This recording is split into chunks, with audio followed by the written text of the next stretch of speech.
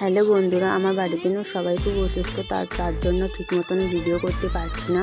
কাল রাতে মা যখন এই কাবুল ছোলা তরকারি আর রুটি করছিল তখন তার জন্য ভিডিওটা করে নিই। কাবুল ছোলা আলু লবণ হলদি দিয়ে ফুটিয়ে সেদ্ধ করে নিয়ে একটু ঘেঁটে দেবো, বেলনির সাহায্যে একটু ঘেঁটে নিলাম।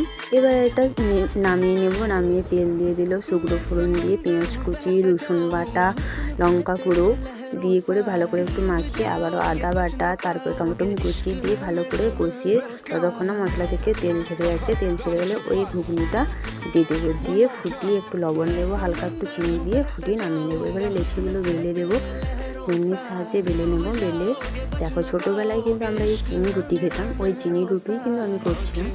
তো পরটার মতন ভাঁজ করে তেলে ভেজে নেব। তো এগুলো এমনিও খাওয়া যায়, তরকারি সাথে খাওয়া যায়। ছোটোবেলায় কিন্তু আমরা এগুলো টিফিনে নিয়ে যেতাম পয়সার বদলে। কারা কারা খেয়েছে বলে যাও কিন্তু।